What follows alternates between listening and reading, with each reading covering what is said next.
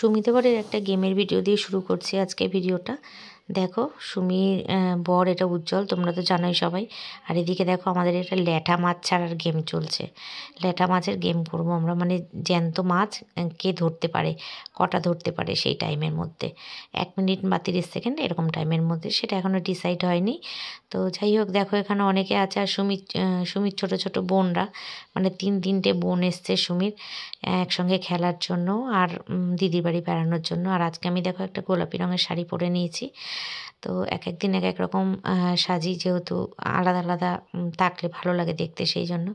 তো আজকে একটা বিশেষ খবর বলবো, সেটা হচ্ছে খবরই বলি। তো সেটা হচ্ছে আমরা গেম কমপ্লিট হয়ে যাওয়ার পর সিনেমা দেখতে যাব। কারণ সুমির বোনটা উজ্জ্বলকে খুব করে ধরেছে, দাদা চলো সিনেমা দেখতে নিয়ে চলো। তো স্টার মলে যাব সন্তান সিনেমাটা দেখতে। খাদান সিনেমাটা দেখে এসেছি এর আগে, আমার খুব একটা ভালো লাগেনি। তো আজকে যাই দেখি সন্তান সিনেমাটা কেমন হয়। তো অবশ্যই এটা গেম টেম সব কমপ্লিট করার পরে, এখনও অনেক দেরি আছে। আর এদিকে দেখো সুমিরা নার্সারি থেকে গাছ নিয়ে এসছে, হাজারি গোলাপ ফুলের গাছ, খুব সুন্দর গোলাপ ফুলের রঙগুলো এই দেখো বিভিন্ন রকম।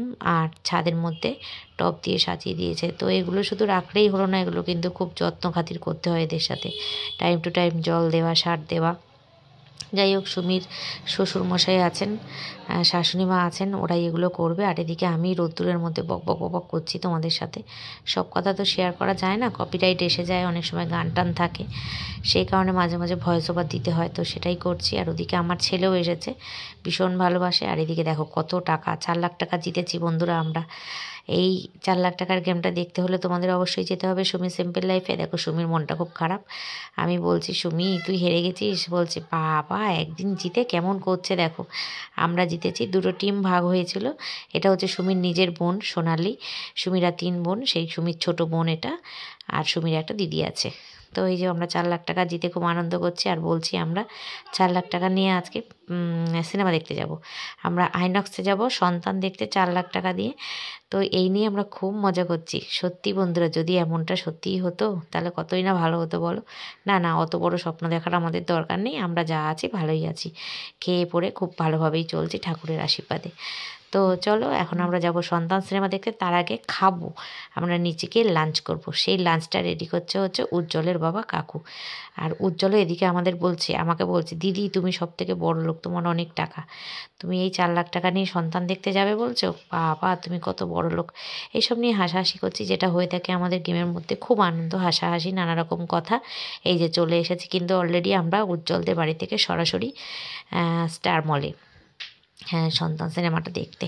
তো সিনেমাটা এত এত এত এত ভালো হয়েছিল বন্ধুরা, যতটাই কম বলবো ততটাই ভুল বলা হবে, মানে কম বলা হবে তোমাদের কাছে।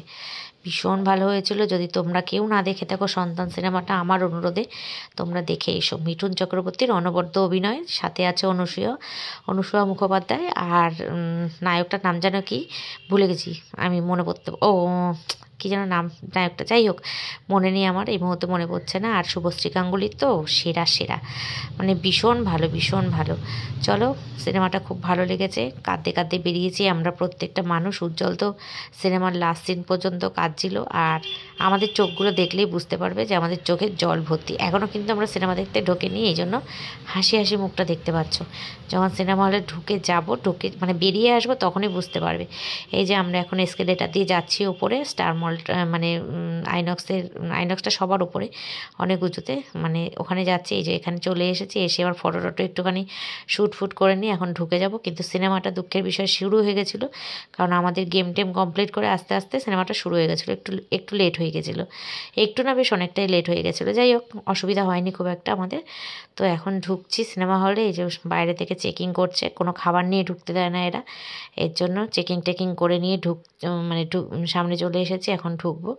আর সবথেকে বড় কথা, এটা কমপ্লিট হয়ে যাওয়ার পর উজ্জ্বল বলছে চলো দিদি ডিনার করে যাই। আমার না আর ডিনার করতে ইচ্ছা করছিল না, আমি এতটাই ইমোশনাল হয়ে পড়েছিলাম কান্না করতে করতে, আমার আর কিছু খেতে ইচ্ছা করছিল না। কিন্তু তবুও আমরা B2 বলে একটা আমাদের এখানে দোকান আছে, সেখানে গিয়ে বিরিয়ানি খেয়ে লাস্টে আমরা বাড়ি ফিরলাম।